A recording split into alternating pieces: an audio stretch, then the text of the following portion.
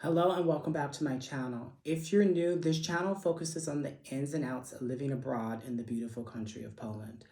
However, today the format is going to be a little bit different as we're going to be discussing a topic that is of the uttermost of seriousness. Let's get started.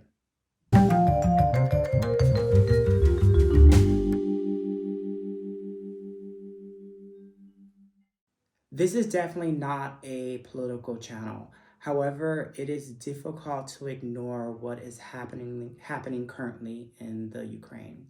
Now, so for this video, the pace is going to be a little bit different, and I actually have my computer right here. So I wanted to make sure that in this short video, I address everything that I want to kind of cover. And so I kind of have a script here at my computer. So during this video, you might see me looking over and kind of reading, and so that's what I'm doing. I just want to make sure that I include everything that I feel is important for the content of this particular video. So let's go ahead and get started. Sorry for that double introduction. So as you may or may not know, I'm an American and I teach ESL English here in Poland. And when you look at a map, it's easy to kind of decipher that Poland and the Ukraine share a huge chunk of the border. And this sharing of the border has resulted in centuries of interchange between the two countries. Now, what is most prudent, however, is that in recent time, there are a lot of Ukrainians that actually study, live, and work in Poland. And according to some stats that I collected from the European Commission, about 250,000 Ukrainians actually have some sort of residency visa here in Poland. And that's not to mention a greater number of Ukrainians that actually have a short-term maybe work visa that lasts for a year. I mention these statistics and Poland's position in relationship to the Ukraine or to Ukraine to highlight how surreal these last few days have been, especially after the deadly airstrikes across Ukraine yesterday. So that would be yesterday morning on Thursday. Living in Poland and living so close to Ukraine, it kind of definitely hit home for me that this conflict is 101% real. Now, in addition to that, I was told from an inside source that several Ukrainian men who work in a sizable tech factory here in Jore, so that's the town that I work in, have been called to return to the Ukraine to defend the country. So essentially, there's an immediate draft where of Ukrainians who, don't live in Ukraine or on like these temporary visas have been called back to kind of defend their homeland. And I think just like the rest of the world, Poland is currently in this huge uh, state of shock, and the events are just like spewing out from every media source imaginable, kind of with the idea or the notion or the possible reality that this could result in a global conflict. Just today, I got a call from a dear Polish friend, and today is actually Thursday.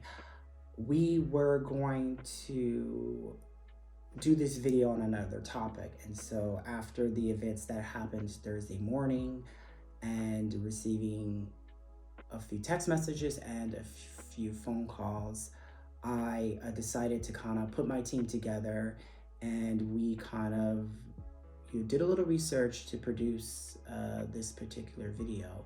But anyhow, this morning, a dear Polish friend contacted me or called me, and was kind of voicing her concerns about Ukraine and neighboring countries like Poland. And my advice to her was not to worry and to kind of take things one day at a time. Now, we've all dealt with, you know, the one of the hugest crises in this century, you know, specifically in the 2000s as a world with the pandemic and, kind of still being in the pandemic. And so we kind of know that, the pieces of a horrible puzzle kind of unfold slowly. And so before you can act, you kind of have to, unfortunately, let this kind of hideous picture kind of slowly build itself so you can see what it is and you can see what action planned that you're going to take. Now, despite everything that is happening, I find that it is super important to remain as calm as possible, and probably even more important to look for credible sources.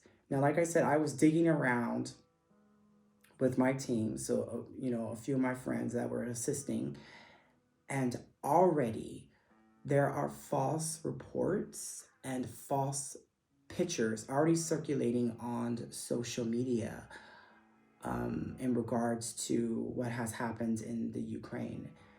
And I'm not sure what the reasoning or what the agenda behind this kind of false information is. However, it definitely adds to, we're already in this state of alertness, and having information that isn't true kind of circulating adds to that kind of panic. So I think it's super important to make sure that when you're looking for information or you're trying to keep yourself updated, that you're using credible sources so that you're not fed something that is not true. This last bit of this video is more towards my friends and family, but also towards you as an audience.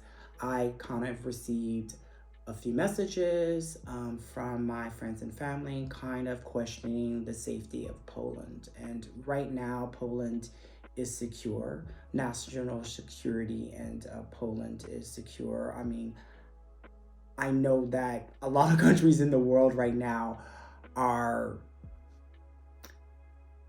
kind of in this frenzy of making sure that they are protected just in case something does happen. But as of now, I feel confident and comfortable in Poland.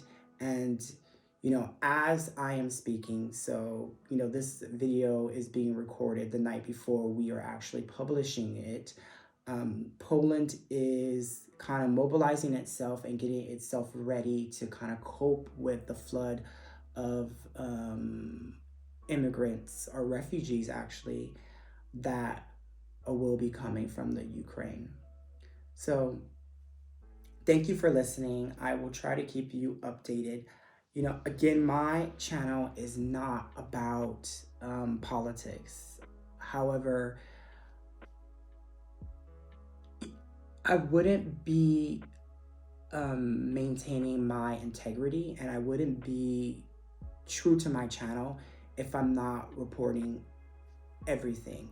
And one sad thing or one reality of living abroad is that sometimes you have political things that happen near you or in the country that you live in. And so it's part of living abroad, and it's part of moving to different countries that you might experience what is happening in the Ukraine. I definitely want to end this video with saying that I 101% support the Ukraine, and that I am sending good energy, and I am hoping that um, as the days progress, that a peaceful outcome can be reached so that there's no more destruction and no more loss of life. So hopefully in the days to come, this conflict will be able to find a non-violent solution. Again, thanks for watching, and I will see you next week.